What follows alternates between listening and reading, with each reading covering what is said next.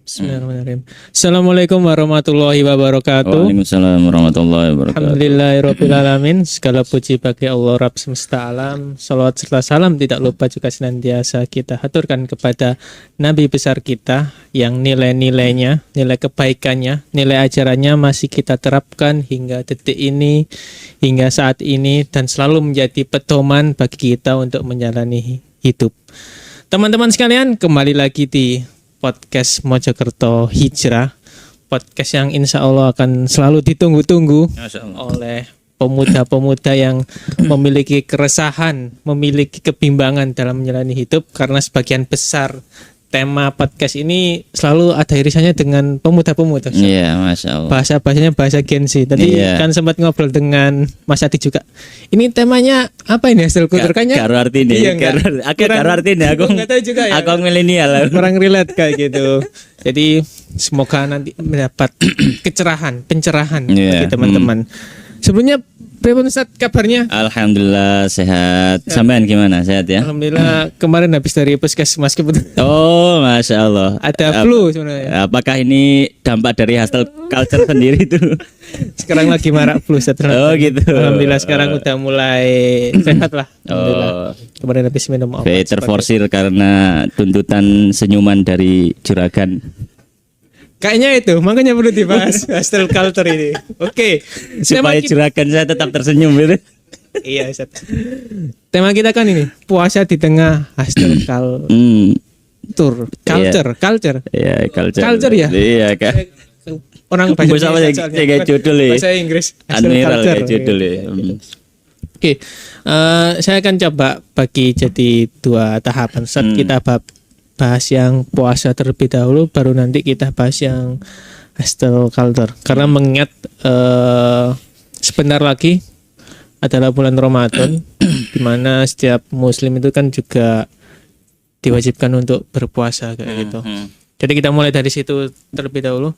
Apa Ustaz, kita tanya secara hukum terlebih dahulu.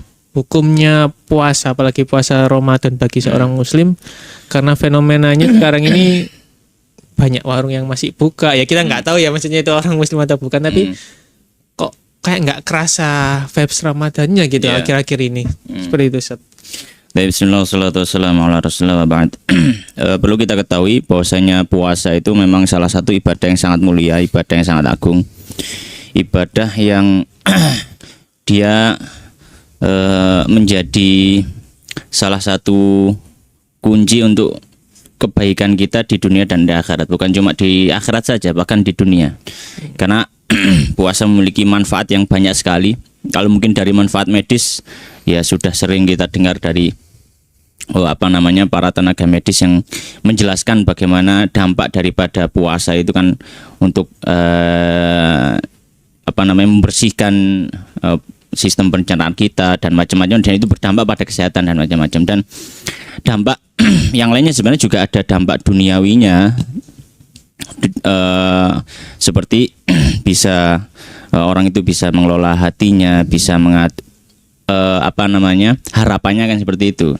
Dampak yang seharusnya dihasilkan seperti itu. Jadi orang itu bisa mengelola hatinya, bisa mengelola emosinya, bisa hidup itu lebih terjadwal kan gitu, secara tidak langsung kan seperti itu. Dan itu manfaat dunia dari manfaat psikologis sampai manfaat medis. Ada juga yang manfaat akhirat, dan itu lebih banyak lagi. Sudah dituliskan oleh para ulama dalam kitab-kitab fadhilul amal, amal-amal keutamaan dari amal puasa.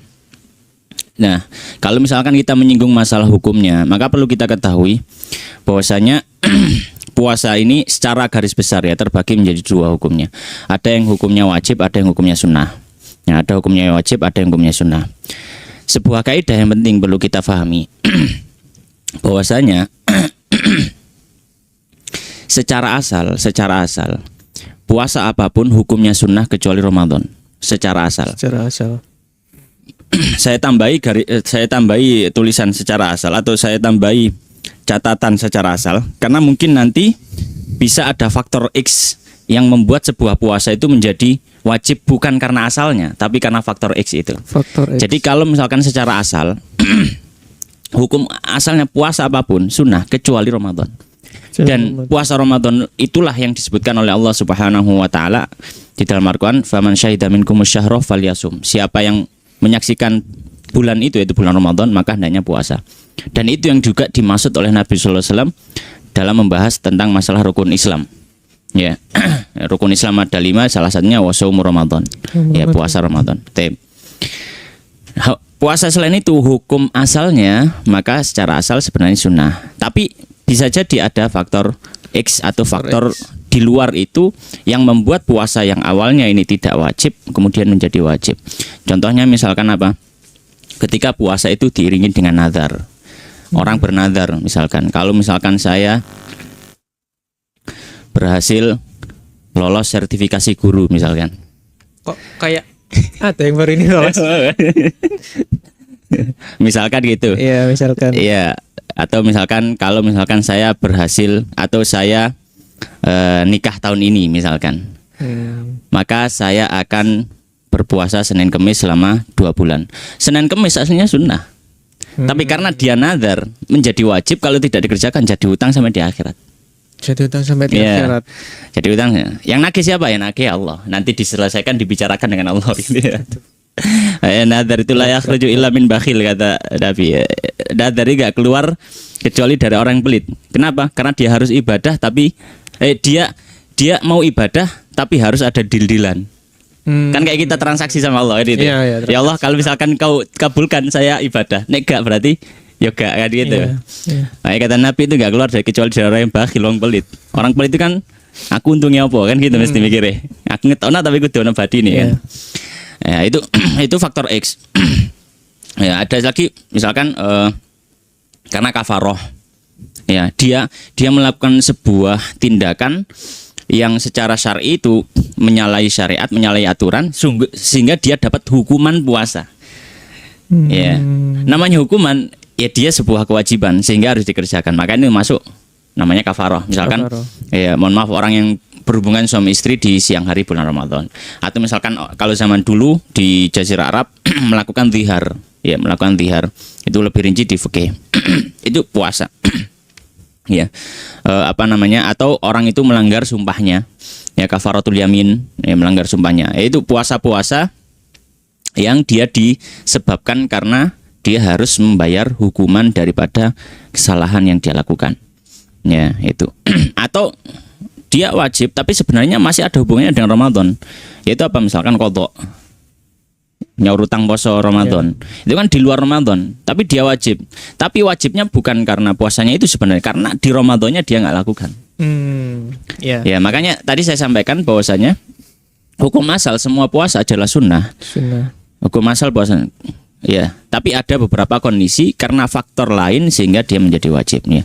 Dan ini juga penting bagi kaum muslimin bahwasanya puasa ini adalah momen yang sangat-sangat, khususnya Ramadan, momen yang sangat kita nantikan harusnya, dan kita harus benar-benar menyambutnya dengan serius gitu. Jadi kita harus persiapkan memasuki madrasah Ramadan tersebut. Madrasah Ramadan. Iya, ya kayak gitu Mas.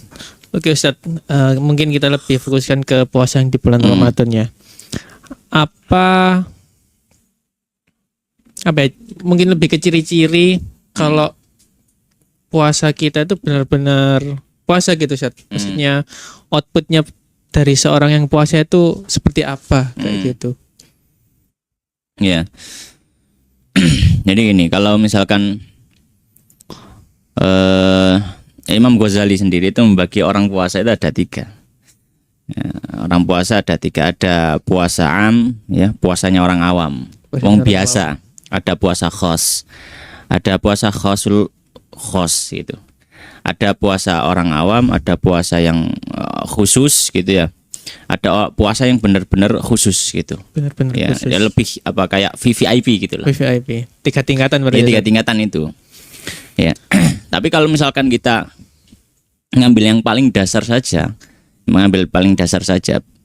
ya cukup kita dianggap puasa ketika syarat-syarat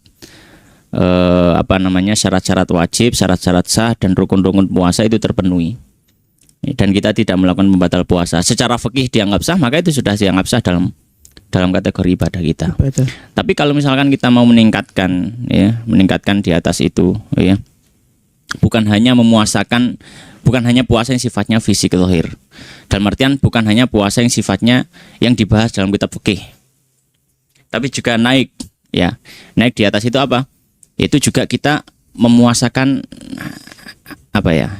al-hawasul khams. Jadi indra kita juga dipuasakan. Ya, indra kita juga dipuasakan. Karena apa? Karena indra ini juga nanti punya peranan menjadi saksi kita di hadapan Allah Subhanahu wa taala atas semua perbuatan kita.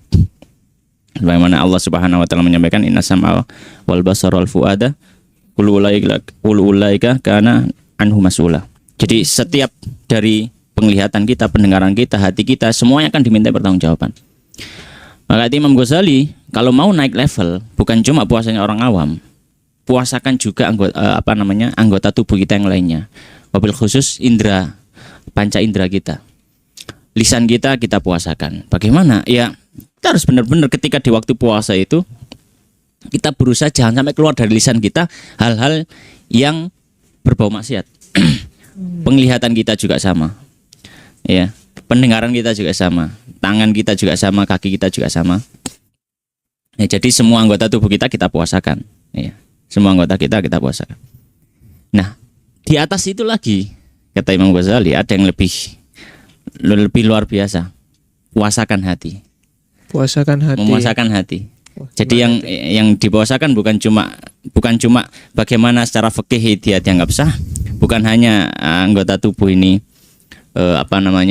sudah dipuasakan dari hal-hal yang bisa mendatangkan murka Allah, tapi juga hatinya dipuasakan. Apa itu? Yaitu memuasakan hati dari ketergantungan dan hal-hal yang mengganggu hati selain Allah. Ya. Jadi dia di dunia itu hatinya cuma yang dia pikirkan Allah. Ini mendatangkan ridha Allah enggak? Kalau misalkan ini mendatangkan ridha Allah, ya sudah, dia santai saja. Tapi kalau misalkan dia itu mendatangkan murka Allah, ya meskipun harus dia korbankan apapun, ya karena hatinya sudah nggak ada pikiran lain kecuali Allah. Maka ya sudah, nggak ada masalah. Ya,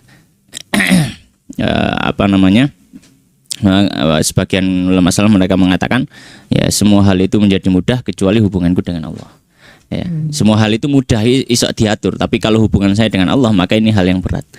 Ya, yang harus selalu dijaga, harus selalu diutamakan, tidak boleh dikalahkan oleh apapun. Ya, maka itu tingkatan puasa. Nah, berbicara tentang masalah apakah ada indikator bahwasanya puasa kita tadi diterima atau apa? Iya. Ya, puasa kita diterima. Ya, salah satu indikatornya adalah ya paling tidak kita sudah sudah bisa merasakan nikmatnya puasa itu. Ya, merasakan nikmatnya bukan berarti beda ya, seneng-seneng sama nikmat gitu ya. Seneng-seneng sama nikmat.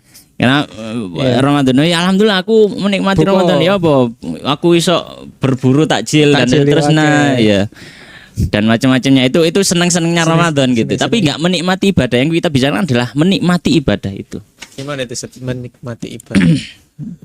Ya kita merasa ibadah itu sangat berdampak pada diri kita ya. Setiap orang dari kita dia yang mengetahui dirinya sendiri ya. Tapi ada sebenarnya ketika dia berpuasa itu dia merasa ada sesuatu yang lain dalam hidupnya di hari itu, nggak seperti biasanya.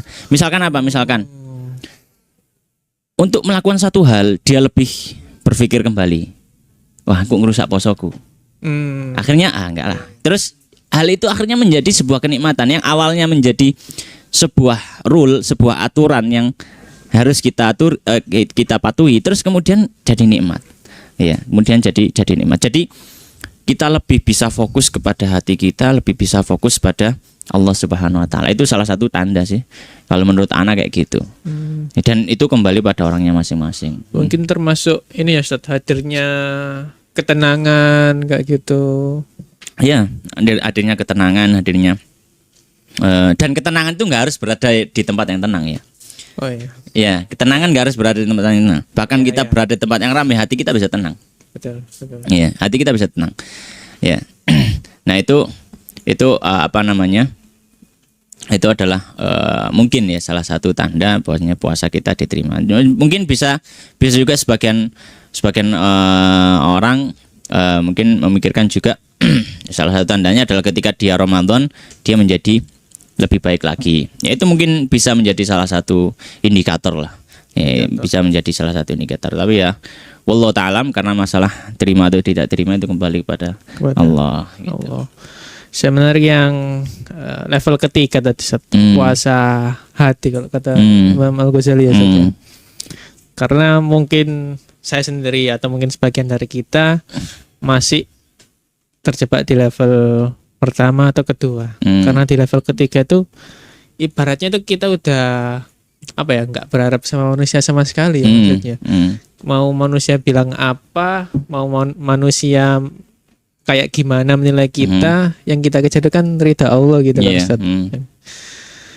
Nah, apakah ada kemungkinan kita yang seperti ini bisa mencapai di puasa yang level ketiga tadi, bukan hanya sekedar menahan hawa nafsu atau makan dan minum seperti itu Ustaz? Ya sangat bisa sekali, sangat mungkin sekali. Ya tapi memang hal itu tidak mudah ya, untuk itu perlu dilatih, hal semacam itu perlu dilatih ya, karena itu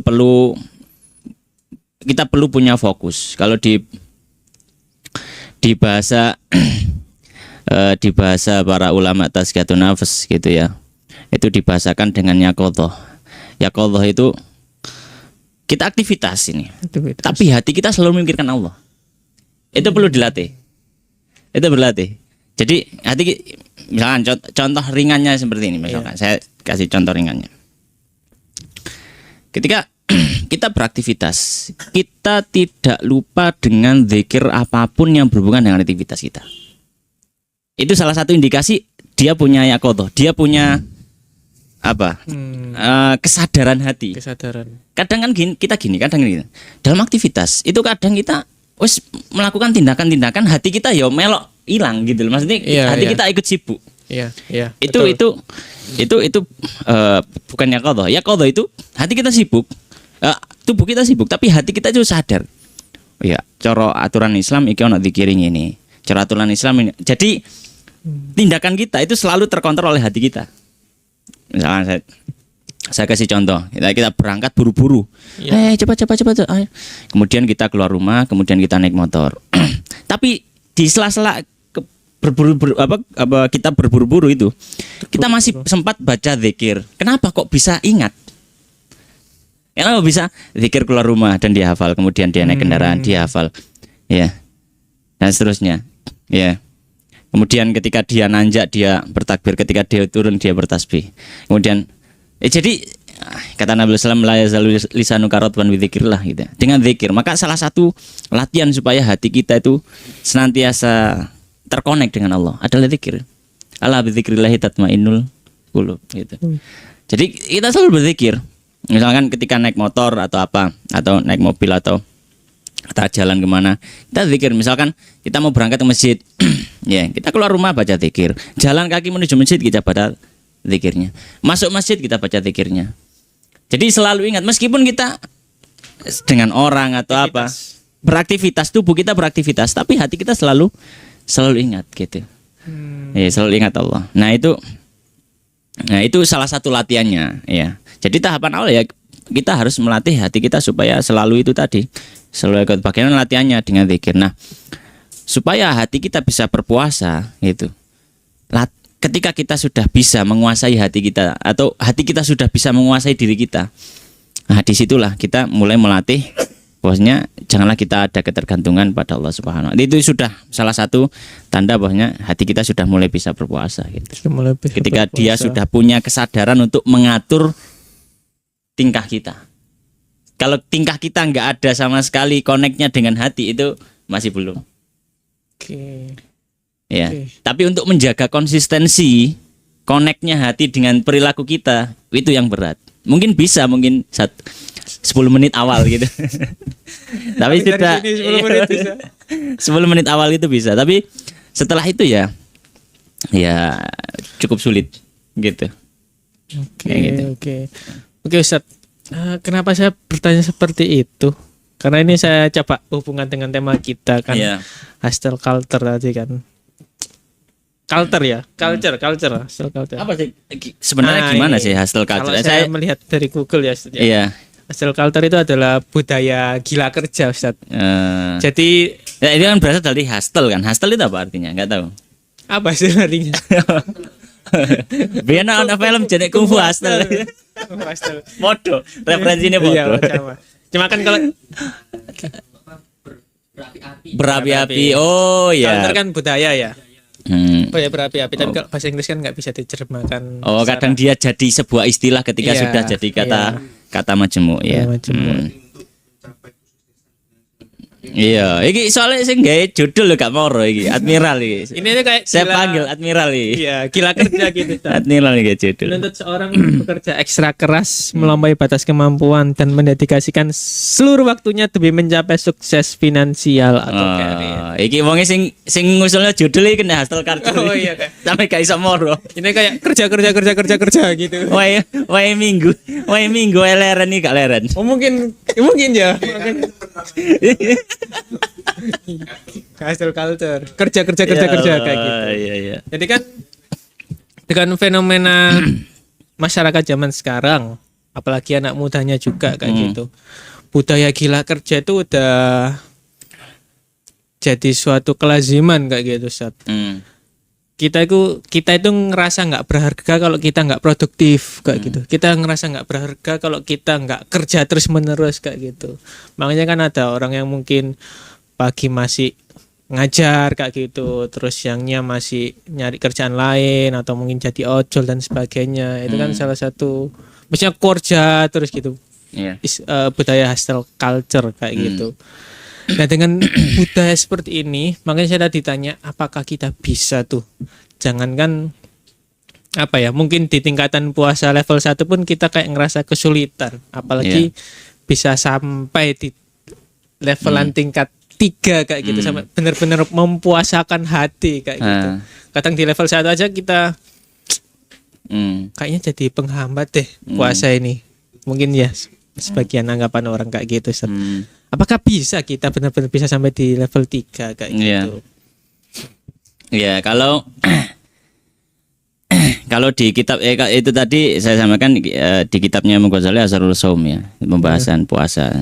Kalau kita melihat ke kitab Imam Ghazali yang lain, misalkan di kitab Minhajul Abidin, beliau kan di situ menyampaikan beberapa penghalang-penghalang dari orang itu untuk menyusuri jalan ibadah. Jadi ibadah itu ada penghalang-penghalang. Salah satu penghalangnya beliau boleh sebutkan hal-hal yang bisa menghalangi itu, dan diantara penghalang-penghalang itu boleh sebutkan ada 4. Yang pertama adalah setan, yang kedua adalah nafsu, yang ketiga adalah dunia, yang keempat saya agak lupa gitu ya. Tapi intinya adalah bahwasanya dunia itu masuk kategori hal yang bisa menghalangi orang untuk menyusuri jalan ibadah secara baik dan benar. Namun kita perlu sampaikan juga bahwasanya dunia ini juga tidak mungkin kita lepaskan sama sekali, kita hempaskan sama sekali, tidak mungkin, karena kita hidup di dunia dan kita hidup sesuai dengan hukum alam yang memang Allah sudah ciptakan. Ya, dan itu masuk takdir Allah, hukum alam takdir. Misalnya apa, orang minum kemudian nggak haus, orang makan kemudian kenyang. Orang dapat harta dengan orang dapat uang atau dapat harta dengan dia berusaha bekerja gitu. Iya. Itu semuanya hukum alam, memang hukum alam. Dan kita nggak bisa lepas dari itu. Nah, garis tengahnya apa? Garis tengahnya adalah kita perlu menyadari bahwasanya kita memang diperintahkan untuk mencari dunia, namun kita juga tidak boleh melupakan takdir rezeki. Kita tidak boleh Iya, tidak boleh melupakan takdir rezeki. Ya, kita memang diperintahkan untuk cari dunia, tapi namanya takdir Allah, takdir orang itu tidak akan keluar dari yang sudah digariskan oleh Allah Subhanahu wa taala. Orang itu kalau misalkan memang dia itu ditakdirkan kaya, ya dia akan kaya meskipun dia nggak terlalu bekerja. Kan kita mungkin maksudnya nggak terlalu bekerja itu yang nggak ngoyo gitu ya maksudnya? Ya kalau misalkan dibandingkan tingkat kengoyoannya gitu loh. Iya. Iya. Ada juga orang yang memang ditakdirkan untuk ya rezekinya memang segitu meskipun dia kerja siang malam gitu. Ya mungkin kita akan melihat ya beberapa orang-orang itu mereka diberikan kekayaan oleh Allah. Tapi mereka ya pekerjaannya itu ya mungkin mereka kerja tapi tidak se ekstrim kerjanya orang-orang lain gitu. Dia Iya. kerjanya biasa saja gitu. Tapi ada orang yang kerja itu kayak ganti prei gitu. Ganti prei. Bahkan gak ada jam istirahat. Nggak ada jam istirahat. Iya, iya. Iya, gak ada jam istirahat gitu. Ya, jadi orang waktunya istirahat takon nang diareki kerja. Kerja. Wong budal kerja nang diareki kerja. Kerja. Wong mulai kerja nang diareki ijek kerja. Kerja. Lah iki terus kapan mulai? Bekerja keras. Nyawut kayak gini loh. Ya. Maka kita sampaikan apakah bisa dengan budaya bekerja yang seperti ini? Maka kita lihat bagaimana tingkat kerja Anda juga gitu. Kalau misalkan kerja itu memang ya sewajarnya kita kerja itu ya dengan batas normal umumnya orang gitu ya. Maka ya bisa-bisa saja. Dan kita ibadah nggak harus di tempat ibadah, kita ibadah bisa di tempat kerja bahkan. Ya jadi ya tetap bisa. Ya tapi jangan sampai ketika Ramadan, ini mungkin sedikit nasihat, jangan sampai ketika Ramadan pekerjaan kita itu menjadi hal yang membuat kita akhirnya nggak fokus sama Ramadan kita, sehingga Ramadan kita keteteran, sehingga Ramadan kita nggak ini. Ya jadi kita tetap berusaha lah untuk menghadirkan sesuatu yang beda di bulan Ramadan di sela-sela pekerjaan kita. Jadi mungkin kayak gitu. Oke. Saya sebenarnya Dino ini Ustaz, lebih ke pengalaman pribadi saya yang tadi itu. Kan jadi kan sempat gini kan. Saya kalau pagi itu kan ngajar Ustaz kayak gitu. Terus biasanya siang itu di delok bosmu tak kira-kira. curhat. nggak apa. Enggak apa-apa ya. Pada ngerti Kan ini ya. fair-fairan. Iya, pada ngerti ini lah gitu. Karyawan. Bahaya di karir terancam. Kalau pagi kan ngajar Ustaz. Terus kadang siang pulang itu saya ini sekarang ini salah satu apa ya? Kurir saya nggak mau nyebut mereknya. Oh ya. Kurir kayak gitu. Terus malam istirahat kayak gitu ke rumah makan dan sebagainya. Terus habis sisa masih lanjut lagi ngurir kayak gitu. Saya lebih kayak Nguber apa Ndra? apa? Nguber apa? Nah itu makanya saya ingin menasihatkan diri saya sendiri kayak gitu. Batasnya itu gimana sih Ustaz? Maksudnya bukan berarti kita meragukan tentang takdir dan rezeki kayak gitu kan. Cuman in this economy itu kan dengan gimana ya? Dengan pekerjaan utama saya sebagai seorang itu Seorang itu dan itu kayak gitu, seorang pengajar kayak gitu ya. Kita tahu semua lah pengajar di Indonesia bagaimana kayak gitu. Nggak semuanya ya, tapi beberapa dengan tak oper dari super MBG. ada loker saya dari kemarin nanya info loker MBG kayak gitu. Terus kayak gitu dan intis ekonomi kayak ngerasa butuh kerjaan lain, merasa butuh pemasukan lain kayak gitu. Ya dari sudut pandang Islam agar kita tahu batasnya itu gimana sih. Kita udah ngerasa cukup nih dengan kerja ini, kita masih kurang nih kerja ini nih kayak gitu. Itu gimana? Ya, intis ekonomi Ustaz. Semuanya serba mahal. Pajak naik, malah mengkritik. Ya itu Ustaz. Ya, baik. Jadi gini, hukum asalnya orang kerja itu boleh. Orang kerja apapun boleh. Mau kerja dia dari bangun tidur sampai tidur lagi silahkan, nggak ada masalah. Hukum asalnya gitu. Kita berikan hukum asalnya boleh. Yang nggak boleh itu adalah ketika pekerjaan kita sampai menghalangi dari kewajiban kita kepada Allah. Itu yang nggak boleh. Ya boleh-boleh saja. Ya boleh-boleh saja. Tapi kalau misalkan pekerjaan kita sudah menghalangi dari kewajiban kita kepada Allah, ya, maka ini secara hukum maka nggak diperbolehkan. Ini masuk dalam kategori orang-orang yang membeli akhirat dengan dunianya. Gitu ya. Dia membeli dunia dengan menjual akhirat. Dia lebih dahulukan dunia daripada akhirat. Ketika apa? Ketika dia sudah mengorbankan kewajiban-kewajiban dia kepada Allah Subhanahu wa taala. Nah, itu. Terus itu kita lihat dari sisi hukum agamanya. Iya. Tapi kalau misalkan kita lihat dari sisi dari sisi yang lain misalkan, maka ya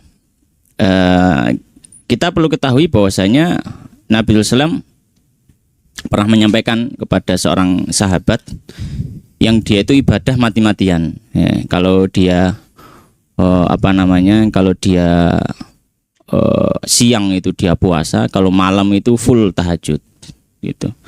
Sehingga sampai keluarganya enggak keplaur gitu loh. Keplaur itu apa sih? Keplaur itu apa sih? Nggak kereken. Open Nggak keurus gitu, nggak kopeni. Nih, Nggak ada kopeni. Ada Pak bahasa Jawa baru ono iki. Jadi ya nggak keurus gitu. Keluarganya kayak nggak keurus gitu. Kemudian dirinya juga sudah kayak orang yang ya namanya ibadah diforsir kayak gitu kan pasti ke fisik akan berdampak gitu. Kemudian dinasihati sama Salman Al Farisi itu kan, sahabatnya Abu Dzar Al Ghifari itu. Kemudian dinasihati bahwasanya kamu jangan seperti itu, ibadah ya ibadah, tapi ada hak tubuhmu, ada hak keluargamu. Ya kamu harus proporsional, semua punya haknya. Yang wajib kamu tunaikan pada mereka. Jadi ya kamu berikan. Nah, maka kalau misalkan melihat dari kacamata tadi, kalau dilihat dari hukum fikih ya, kalau sekarang dari kacamata mungkin asas keadilan gitu. Maka ketika sebuah pekerjaan itu menghilangkan hak yang harus kita berikan kepada orang atau kepada bahkan tubuh kita sendiri, maka itu juga nggak baik gitu. Tapi kalau kita merasa saya juga segar bugar, saya nyantai saja, saya enak-enak juga, yo nggak ada masalah, itu kembali ke orangnya masing-masing. Tapi kalau misalkan sudah di luar jam istirahat, ya dalam artian itu sudah nggak bisa diturun. Misalkan dia kerja misalkan sampai 20 jam, itu kan sudah di luar dari jam yang normalnya wajarnya orang gitu kan. Iya. Maka ini nggak bagus, karena ibadah saja kata Nabi SAW. Bahwasanya tubuhmu punya hak atas dirimu. Dalam artian ya jangan diforsir seperti itu. Ya tubuh itu ada penggunaannya, bukan cuma pada satu aktivitas. Ada beberapa aktivitas yang kamu juga harus menggunakan tubuhmu di situ. Jadi jangan kamu menzalimi tubuhmu dengan hanya memonopoli dia untuk satu aktivitas saja. Gitu. Jadi ya hukum asalnya apakah boleh ya? Boleh saja, selama itu tidak mengganggu ya atau merusak daripada kesehatan tubuh kita, dan itu juga tidak menghilangkan hak hak orang lain yang perlu kita tunaikan. Jadi seperti itu sih. Jadi nggak ada apakah ada jam tertentu ya, kita katakan dalam Islam nggak membatasi jam sama sekali. Orang kerja itu ya terserah dia, karena kembali kepada din. Cuma itu tadi, paling tidak ada 2 poin yang perlu diperhatikan ketika kerja. Yang pertama, jangan sampai pekerjaan itu menjadi penghalang atau menjadi hal yang bisa membuat dia meninggalkan kewajibannya kepada Allah. Yang kedua, jangan sampai kerja itu akhirnya melupakan hak yang lainnya, hak pada tubuhnya, hak pada orang-orang yang ada di sekitarnya. Mungkin itu sih. Hak untuk tubuh itu termasuk beristirahat. Iya, beristirahat itu kan juga perlu gitu. Hak dengan orang lain atau mungkin dengan keluarga gitu ya Ustaz ya. Bertemu dengan keluarga kayak gitu. Kerja keras tapi nggak pernah bertemu keluarga. Iya. Kayak gitu. Terus kita menakar batasan kalau kita tuh udah seimbang antara ibadah kita dengan kerja kita itu bagaimana Ustaz? Karena mungkin ada juga berseliweran di sana, mungkin kerja kok terus maksudnya lalu ibadah nih. Nah, ibadah yang dimaksud di sini tuh gimana kita mengukurnya kalau kita udah seimbang dengan ibadah kita kayak gitu. Minimal adalah sholat. Itu jadi ukur, jadi tolak ukur minimal lah. Minimal itu sholat 5 waktu. Sholat 5 waktu, datang ke masjid. Itu jadi tolak ukur paling tidak. Atau paling tidak ya tidak meninggalkan sholat 5 waktu itu loh. Jadi sholat 5 waktu itu menjadi batas bare minimum gitulah. Jadi Bare minimum. iya, jadi minimal itu. Nah, di atas itu lebih bagus misalkan ditambahi dengan sholat sunnah, dengan apa? Ya karena kenapa kok sholat lima waktu? Karena itu adalah salah satu kewajiban yang sifatnya daily. Kewajiban yang setiap hari kita lakukan itu, enggak. Kalau misalkan Iya. kayak mungkin zakat itu kan wajib, tapi dia sifatnya kan dia kayak apa ya, tahunan, event gitu ya. Hanya momen-momen tertentu saja. Puasa juga sama. Tapi paling enggak ya itu juga nggak boleh dikalahkan dengan pekerjaan kita. Misalkan waktunya zakat ya kita bayar zakat. Iya. Tapi paling tidak kita bisa bikin bikin barometernya adalah di sholat kita. Sholat kita ganggu gak sholat kita gitu, atau apakah kita jadi meninggalkan sholat gak gitu. Maka pekerjaan kemudian kok sampai mengorbankan sholat kita, ya kemudian kita akhirnya gak bisa sholat sama sekali, ya maka ini mengkhawatirkan, ya mengkhawatirkan, karena kita cari rezeki bukan cuma kita cari rezeki itu sebenarnya bukan cari, ya ini kalau misalkan kita mau lebih menata hati ya, kita cari rezeki, kita kerja itu bukan mencari hasil kerjanya sebenarnya. Kita hanya melakukan tugas kita yang disampaikan Allah atau Rasulullah kepada kita untuk mencari sebab datangnya rezeki. Adapun rezeki, hasil rezeki itu kembali kepada Allah semuanya. Kita mau dapat, misalkan sampai jadi kurir lah, misalkan jadi kurir seperti itu kan salah satu upaya saja. Ketika kita bekerja, supaya kerja juga ada nilai ibadah. Ketika kerja, kita tanamkan dalam hati bahwanya bekerja ini hasilnya itu adalah takdir Allah yang saya tidak tahu berapa hasilnya. Ini kalau misalkan yang sifatnya kerja dengan hasilnya takdir ya. Tapi kalau kerja yang hasilnya adalah sudah ada akadnya, itu bisa dijaga gitu. Dalam artian ya kita punya hak untuk nagih kan. Berarti kita sudah punya ya al-muslimu ala syurutihim kan gitu. Kita sudah punya bikin perjanjian. Tapi sifatnya ini yang kerja-kerja yang sifatnya kita nggak tahu itu hasilnya berapa. Belum pasti ya. Belum pasti kayak misalkan pedagang, petani, penjual jasa. Kalau pegawai kan itu sudah ada gaji pastinya, dan kita punya hak untuk menagih janji atau menagih hak kita kepada orang yang berkewajiban membayar gaji kita. Itu di luar itu. Ini kayak pekerjaan yang sifatnya kayak tadi, yang maka kita sampaikan bahwanya ketika kita keluar untuk bekerja, kita atur hati kita. Gimana ngaturnya? Yang pertama, ketika kita keluar untuk bekerja, kita perlu meyakini bahwanya saya keluar ini tidak menentukan hasil rezeki. Saya keluar ini cuma ngikuti aturan Allah, bahwasanya Allah merintahkan kita untuk cari rezeki. Maka hati saya enggak saya letakkan di hasil. Hati saya letakkan di usaha itu. Makanya saya kemarin sempat ngaji dengan anak-anak di Al-Burud. Kebetulan pas bahas masalah tawakal gitu ya. Saya juga sudah bikin video pendeknya gitu ya, saya potong gitu. Nah, masalah tawakal. Jadi tawakal yang benar itu seperti tawakalnya burung itu, salah satu indikator bahwasanya tawakal kita berhasil itu adalah ketika kita tidak pernah kecewa dengan hasil apapun. Kalau kita masih kecewa dengan hasil apapun, berarti itu indikator tawakal kita belum benar. Kenapa? Karena hati kita berarti kecantol di hasil. Kecantol di hasil itu. Padahal harusnya hati kita kecantolnya di usaha. Karena kita kecantol hati kita harusnya kecantolnya kepada Allah, kita menerima semua takdir Allah. Dan kita cuma melakukan apa yang menjadi aturan dari syariat Islam. Intinya adalah saya sampaikan bahwasanya bahwasanya ya nanya ketika kita bekerja tadi ya, kira-kira apa sih yang menjadi hal yang menunjukkan bahwasanya mana batasannya, bahwasanya ini ibadah bekerja nggak ibadah dan seterusnya. Ya paling tidak ukurannya bisa dilihat dari sholat itu. Ya, dari sholat itulah. Ya, dan juga dengan ibadah-ibadah atau kewajiban yang lain sifatnya insidental, misalkan zakat, puasa dan seterusnya itu. Kalau ada kewajiban.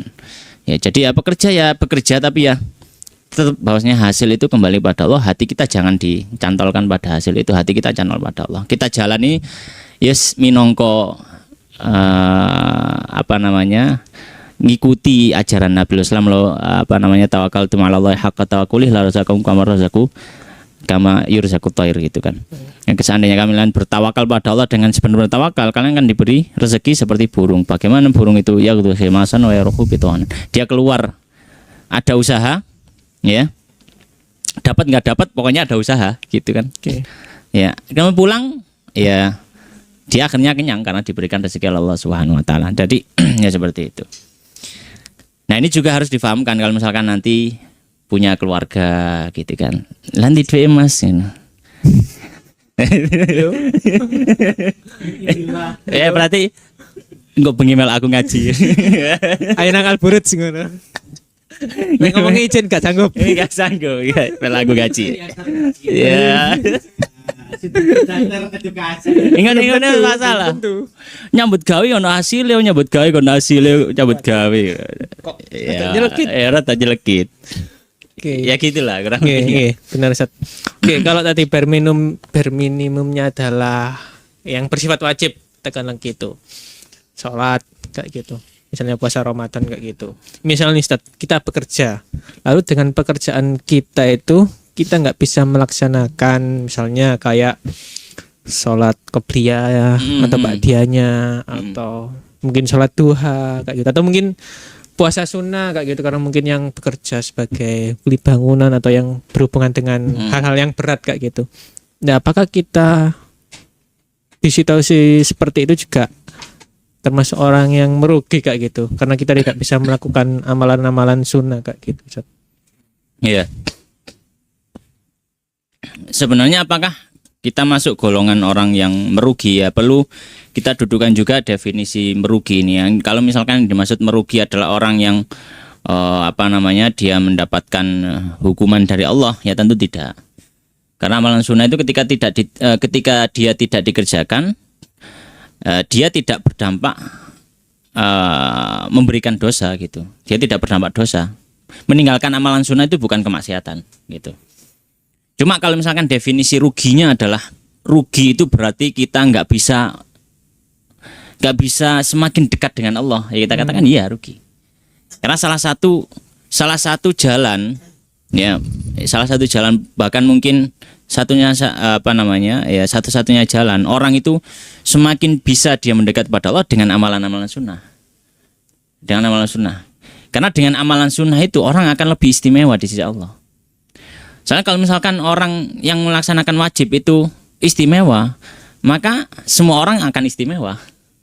Kan gitu ya. Karena itu memang kewajiban. Kewajiban nggak mungkin diistimewakan kan gitu ya. Nggak ada istimewanya. Wah, wajib jadi tugasmu gitu. Nggak ada istimewanya gitu. Tapi kalau misalkan kita mau istimewa di sisi Allah, ya lakukan amal sunnah. Lakukan amal sunnah. Itu yang membuat kita lebih menonjol di sisi Allah daripada orang-orang yang lainnya. Ya, jadi perlu didudukan kembali tentang masalah apa yang dimaksud dengan rugi tadi. Kalau misalkan rugi berarti dia akan mendapatkan ancaman Allah, ya dia dapat sisa, maka kita katakan tidak, dia tidak merugi. Kenapa? Karena itu amalan sunnah, dan amalan sunnah ketika tidak dikerjakan tidak berdampak dosa, implikasinya bukan dosa. Ya, dia hanya menghilangkan keafdolan dalam ibadah itu, keutamaan dalam ibadah itu. Tapi kalau misalkan pengertian daripada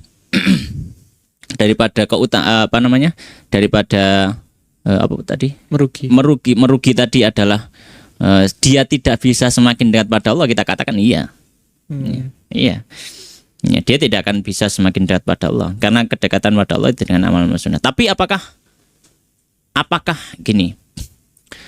Amalan sunnah itu kan banyak. Amalan sunnah itu banyak. Tapi apakah ketika kita misalkan kita nggak sholat qobliyah ba'diyah. Iya. Nah, kita nggak sholat qobliyah ba'diyah. Apakah kita benar-benar masuk orang nggak bisa dekat pada Allah? Belum tentu. Iya, belum tentu. Karena amalan sunnah banyak sekali. Imam Nawawi dalam kitabnya Riyadhus Shalihin beliau membuat bab kathratu abwabil khair, ya. Banyaknya pintu-pintu untuk melakukan sebuah kebaikan. Pintu-pintu sebuah kebaikan. Maka misalkan kita nggak bisa mengamalkan amalan sunnah yang ini, kita bisa mengamalkan amalan sunnah yang lain, dan itu kita bisa berusaha untuk istiqomah di situ. Ya. Maka bisa jadi itu menjadi salah satu pintu untuk kita bisa mendekatkan diri kepada Allah Subhanahu wa taala. Sebagaimana dalam hadis disebutkan bahwa surga itu memiliki 8 pintu. Ya, salah satunya ada pintu puasa, ada pintu ini, ada pintu itu. Ya kalau misalkan kita mau mengamalkan semua amalan sunnah, ya itu sangat sulit sekali. Ya. Jadi meskipun orang yang tidak mengamalkan amalan sunnah itu potensi dekatnya dia kepada Allah berkurang, tapi bukan berarti ketika tidak bisa melakukan satu amalan sunnah berarti dia juga tidak bisa melakukan amalan sunnah yang lain. Dia masih punya peluang untuk mendekatkan diri pada Allah melalui jalan yang lain. Misalkan dia zikir, misalkan dia puasa sunnah, misalkan dia sedekah. Jadi banyak pintu-pintu kebaikan yang lain gitu, pintu-pintu sunnah yang lain gitu. Jadi seperti itu. Ini sebenarnya pertanyaan mungkin banyak dari teman saya sih Ustadz, yang bekerja di dunia F&B, food and beverage itu yang kayak resto-resto, terus beberapa kerja di pabrik kayak gitu. Jangankan melakukan ibadah yang sunnah kayak gitu, melakukan ibadah yang wajib kayak gitu, sholat aja kayak nyuri-nyuri waktu kayak gitu, nyempat-nyempatkan.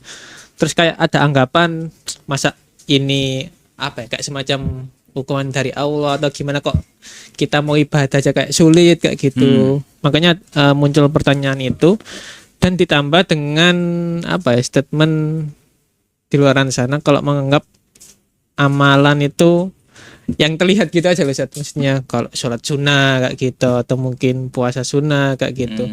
Jadi enggak terlalu bervariasi yang dipahami oleh banyak orang amalan kayak gitu. Padahal seperti yang panjenengan tadi bilang, ternyata banyak variasi. Banyak jalan. Dan kita enggak, mungkin selama ini kita fokusnya di situ sih, maksudnya kita fokusnya ke puasa atau mungkin sholat sunnah kayak gitu. Sedangkan banyak yang versi lainnya kayak gitu. Nah mungkin ada lagi tips-tips amalan-amalan yang sunnah tapi mudah untuk dilakukan, apalagi di orang-orang yang bekerja di yang waktunya itu sangat terbatas kayak gitu. Apakah ada lagi kayak gitu Ustaz, selain yang Ustaz sebutkan tadi? Ada, dan ini yang ringan kayak gitu. Yang ringan dan ini sangat berdampak kalau benar cara melakukannya. Zikir. Tapi dengan catatan kalau benar dalam melakukannya. Gimana tuh maksudnya kalau benar itu? Kadang ada zikir cuma ngitung-ngitungan saja. Loh iya, hitung-hitungan saja. Kan gitu kan. Wis mari hitungan ya wis mari kan gitu. 10.000, wis mari 10.000 ya wis. Terus pas 10.000 tadi ya wis ngawang gitu aja, yang penting oleh 10.000. Enggak, zikir enggak seperti itu. Zikir itu misalkan ketika dia mengucap subhanallah, hatinya itu juga merasa gitu. Merasa subhanallah, maha suci Allah. Kemudian istighfar, misalkan dia istighfar, dia juga sadari Allah. Sambil kerja misalkan mbok ambek goreng kerupuk, mbok ambek masak mie, mbok ambek apa jenenge? Gawe kopi ta apa, kemudian dia istighfar, astagfirullah ya. Ya Allah, kemudian dia sambil di dalam hatinya ketika dia lisannya beristighfar itu, sambil di dalam hatinya dia selalu mohon ampun terus pada Allah ya. Barangkali banyak kekurangan dalam dunia ini dan seterusnya. Jadi zikir itu lisan plus hati gitu. Lisan dan hatinya. Dan enggak harus di majelis khusus ayo ngumpul ini zikir, enggak harus. Kadang ngono mek nguber ongko terus marno oleh mangan. Oleh sertifikat. Sertifikat. Ini loh apa? Ijazah itu, ijazah zikir. Takoki kali, takoki. Tahu Gus. Iya, takok Gus. Oleh sertifikat Gus. Ijazah zikir. Ijazah. Aduh. Ya gak oleh sertifikat. Coba kan gitu. Kadang orang kan bayangannya zikir itu berarti majelis khusus terus dihitung terus oleh berkat mulia kan gitu. Enggak. Tidak. La yazalu lisanu karatban bidzikr. Senantiasa lisanmu basah. Ya basah dengan zikir pada Allah. Itu ya dimanapun, nggak harus tempat khusus. Jadi zikir itu nggak harus kamu di masjid. Bahkan misalkan ini tadi ya, misalkan kita dari rumah kemudian nyampe jalan ini, di jalan kita bisa zikir. Dan mungkin lebih banyak perlu zikir kan gitu. Kemudian kita ketika kerja juga zikir, nggak ada masalah. Ya. Dan kita berusaha untuk menghadirkan hati. Ya mungkin ya, bisa menghadirkan hati nggak optimal. Misalkan dalam rentang waktu 1 jam kita cuma bisa menghadirkan hati itu cuma 1/4 jam saja. Itu bagus. Jadi bukan berarti ketika kita zikir terus nggak bisa menghadirkan hati, terus kemudian nggak zikir, enggak. Enggak, karena zikir itu ya ada tingkatannya gitu. Zikir ada tingkatannya. Ya minimal adalah lisan kita sudah berzikir itu. Jadi ya itu menurut saya amalan yang sangat-sangat bermanfaat dan insya Allah itu sangat berdampak ya, berdampak dan menyadarkan diri kita ketika kita berzikir. Kemudian misalkan zikirnya apa?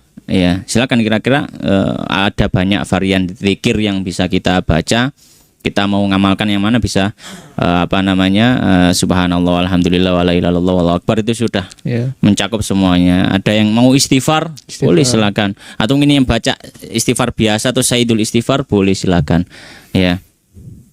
Atau subhanallah bihamdi subhanallahil azim bisa. Ya, sebagaimana dalam hadis itu kalimatan khafifatani fil lisan, thaqilatani fil mizan dan seterusnya. Subhanallah bihamdi. Itu bisa juga. Jadi banyak varian zikir. Atau misalkan nggak bisa panjang-panjang ya subhanallah tak mensucikan Allah.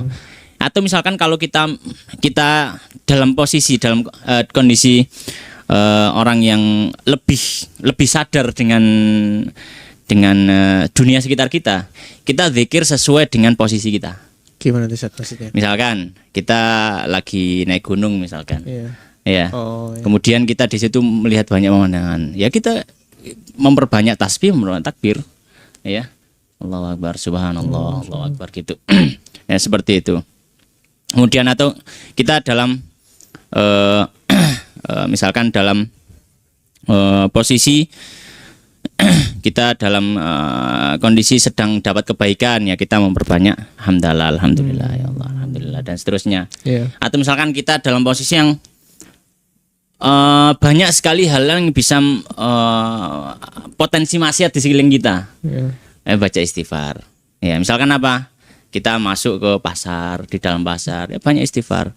Masuk ke mall ya banyak istighfar. Ya. Kemudian di jalan itu banyak istighfar karena di situ banyak potensi maksiat berada di sekeliling kita. Jadi itu kalau misalkan kita bisa mengetahui kira-kira kondisi ini zikir mana yang cocok dengan kondisi ini gitu. Oke. Iya. Saya kayaknya ngerasa tertampar Ustaz.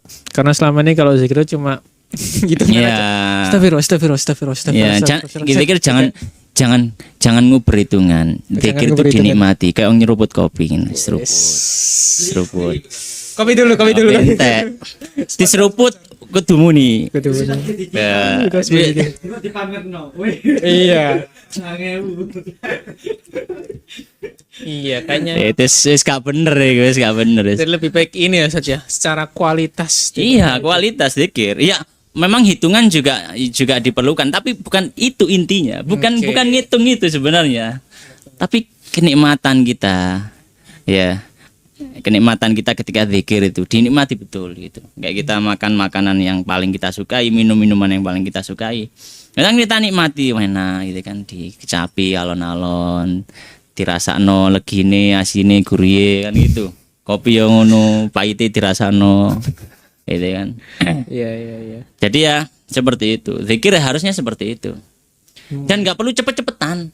Kadang zikir kan karena nguber ongko. Kejar target ya, benar. Akhirnya cepet, subhanallah. 100 kali ya gitu. Kalau kita misalkan pas di luar gitu ya. Misalkan gini. Ya mohon maaf kita habis sholat ini. Iya. Habis sholat. Misalkan taruhlah kita kita kerja di satu tempat, kemudian kayak jam sholatnya digabung sama jam makan misalkan kan ya. Kan kadang kan kayak gitu.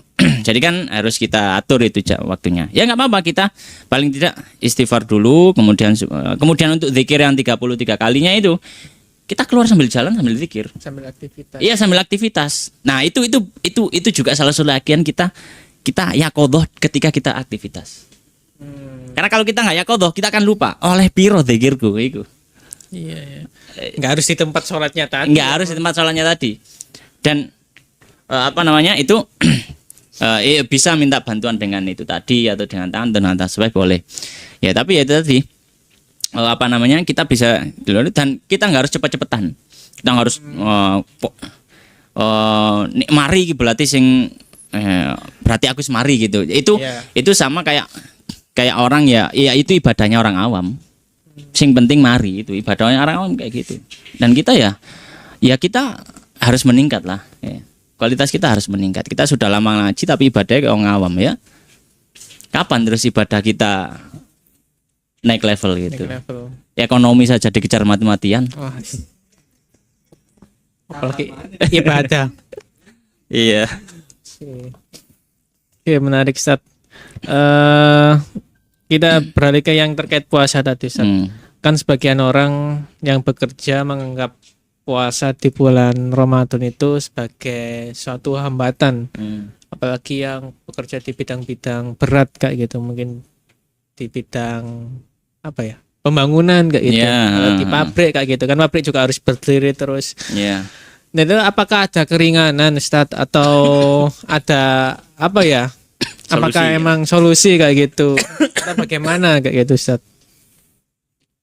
Baik, ini begini. Untuk orang yang pekerja berat, idealnya ini kita bicara ideal. Idealnya orang itu kalau misalkan dia bisa ngatur, manage Ramadan itu bisa istirahat dulu. Itu idealnya. Ideal. Ya. Saya ada tetangga-tetangga itu di rumah itu apa namanya? Mereka itu Ramadan enggak full Ramadan sih mereka libur, cuma 10 hari terakhir biasanya. Tapi di sebelum Ramadan Sya'ban, kemudian di awal-awal Ramadan itu kerja memang mati-matian. Iya, rada ngoyo. Jadi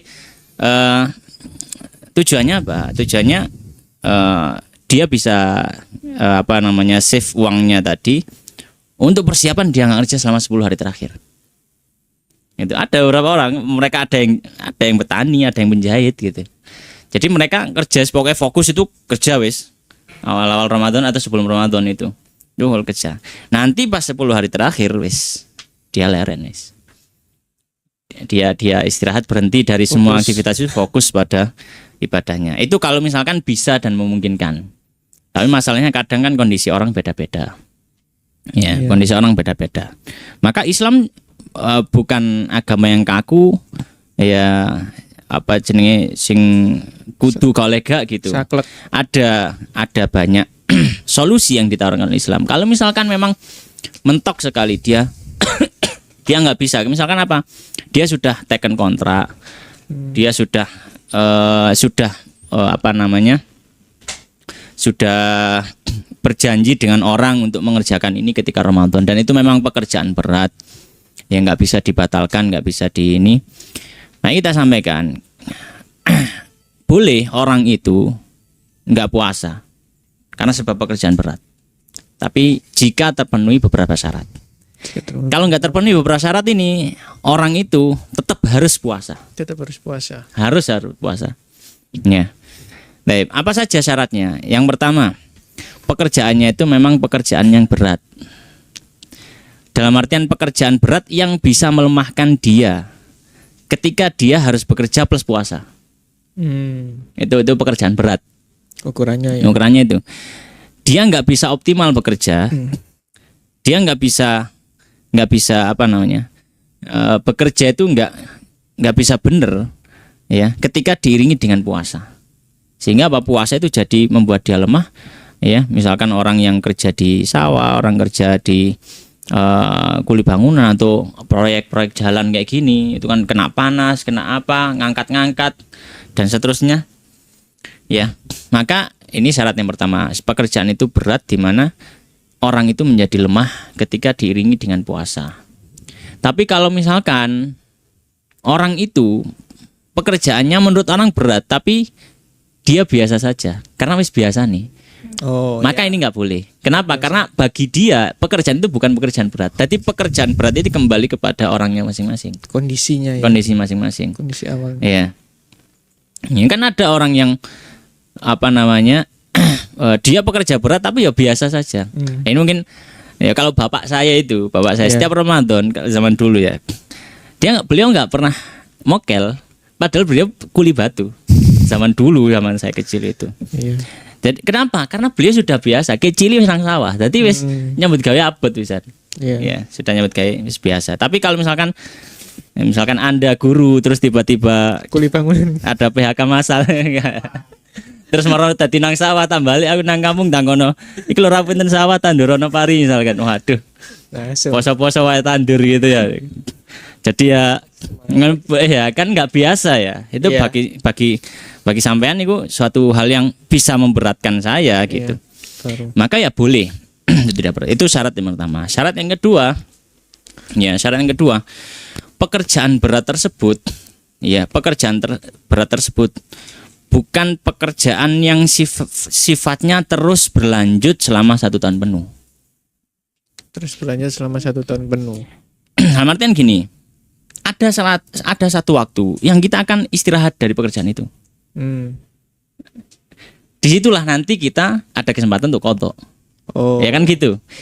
Kalau misalkan pekerjaannya kayak gitu, tapi itu selama setahun kayak gitu pekerjaannya. Jadi kan berarti masih aku mokel nang Ramadan, engko kan kesempatan ngodok kan ya padha ae kondisinya kan. Sama saja. Iya. Maka di sini dia harus tetap puasa di bulan Ramadan. Kenapa? Karena mau puasa di bulan Ramadan, enggak puasa di bulan Ramadan, kondisinya nanti akan sama, enggak akan berubah. Jadi apa fungsinya dia enggak puasa di bulan Ramadan? Kan enggak ada fungsinya. Iya. Ya. Maka ya kalau misalkan sepanjang tahun pekerjaannya ya cuma itu, ya dia enggak boleh mokel. Ya dia maksudnya enggak boleh mokel, enggak puasa, dia harus tetap puasa.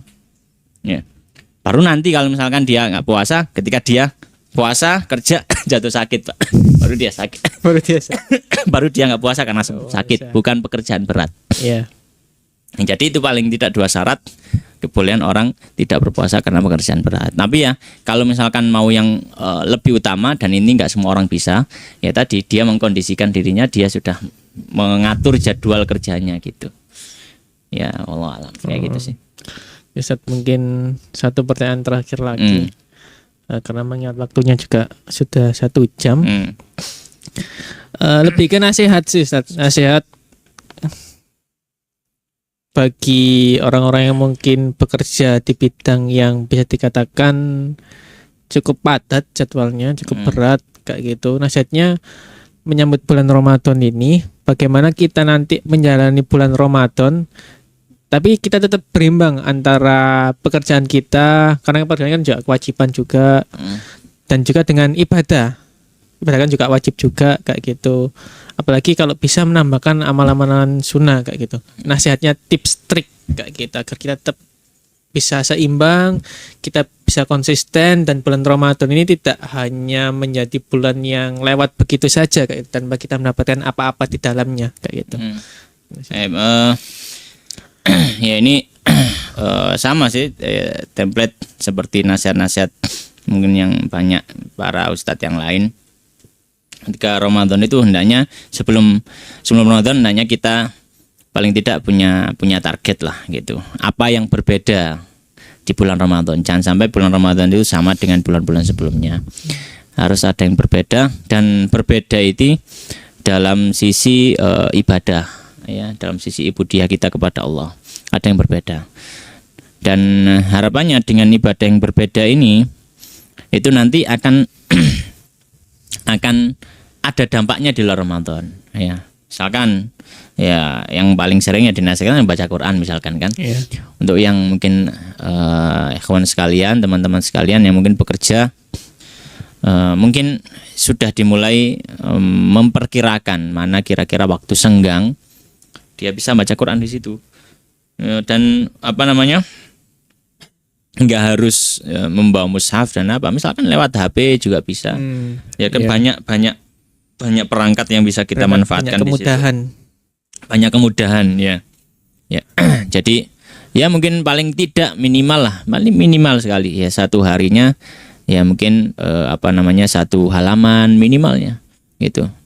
Ya kalau misalkan nggak pernah sama sekali, nggak perlu bikin target yang muluk-muluk, nggak perlu yang khatam,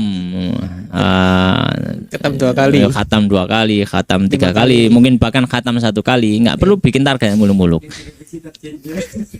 Di tengah-tengah direvisi, waduh, kayak tak saya target. Ya kita melihat kondisi kita gitu, apa namanya, kondisi kita masing-masing, waktunya masing-masing itu.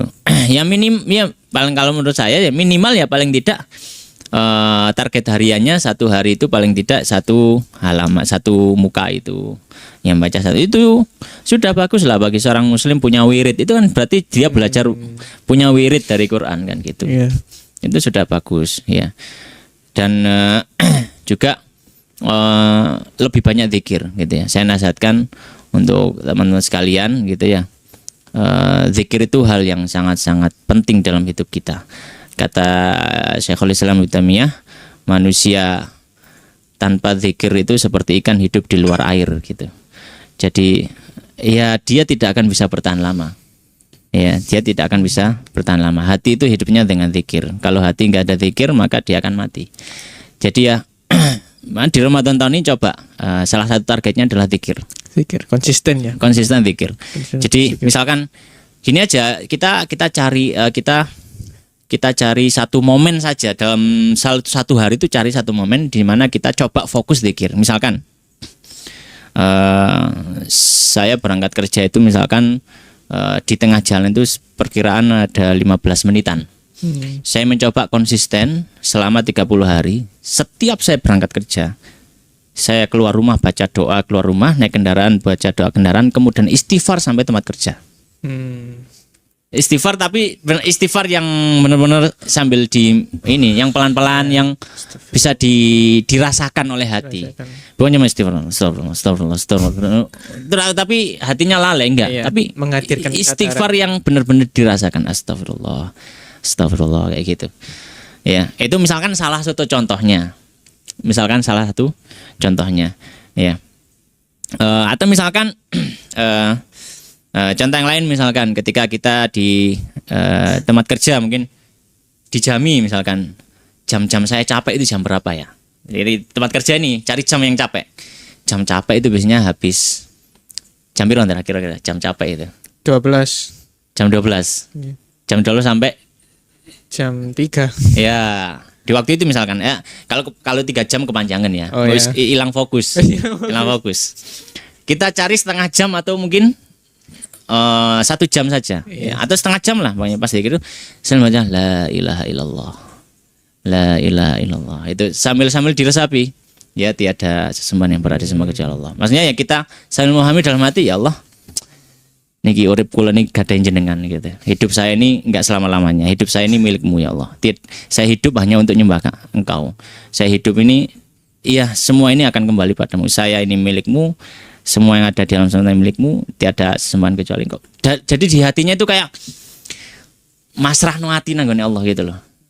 Memasrahkan hati. Itu ya bisa dicoba, barangkali bisa memberikan spirit, bisa memberikan roh dalam diri kita gitu. Yaitu ya mungkin nasihat saya itu sih. Salah satu hal yang penting, atau mungkin salah satu hal yang mungkin bisa dicoba untuk teman-teman sekalian.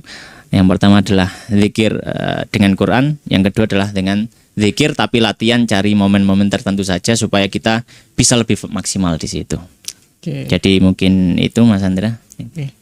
Nasihat yang mungkin bagi teman-teman yang nanti di bulan Ramadan tapi tetap bekerja. Ya ada kemudahan-kemudahan kayak itu. Dengan adanya teknologi mungkin kita bisa membuka Al-Quran dimanapun, kapanpun, kayak gitu. Nggak harus bawa mushaf seperti yang dibilang tadi. Dan juga menghadirkan zikir yang diikuti dengan kesadaran kayak gitu. Jadi yang bukan hanya sekedar zikir, tapi zikir yang juga diikuti dengan kesadaran. Bagaimana kita benar-benar memaknai, memahami, dan menghadirkan zikir itu benar-benar di hati kita kayak gitu. Mungkin demikian Ustaz podcast kita siap. pada hari ini. Semoga apa yang kita sharingkan, diskusikan ke teman-teman semuanya dapat menjadi manfaat, dapat menjadi semangat teman-teman untuk melakukan amalan dan juga apa ya? Bukan berarti dengan adanya Ramadan itu malah kita menganggap itu adalah sebuah kesulitan atau menjadi halangan, menjadi gangguan untuk kita bekerja. Tapi bagaimana kita bisa memanfaatkan bulan Ramadan itu menjadi bulan yang untuk tempat kita latihan, meningkatkan amalan, meningkatkan ibadah kita. Soalnya kan kadang orang itu kan kalau di bulan Ramadan itu kan ini kebawa vibes-nya. Jadi kayak semangat beribadah itu ada karena bulan Ramadan itu. Dan bisa konsisten setelahnya, kan seperti itu. Insya Allah. Demikian teman-teman sekalian, kita akhiri podcast kita pada pagi hari ini dengan bacaan istighfar dan doa kafaratul majelis. Astagfirullahaladzim, subhanakallah wa bihamdika, asyhadu an la ilaha illa anta, astaghfiruka wa atubu ilaik.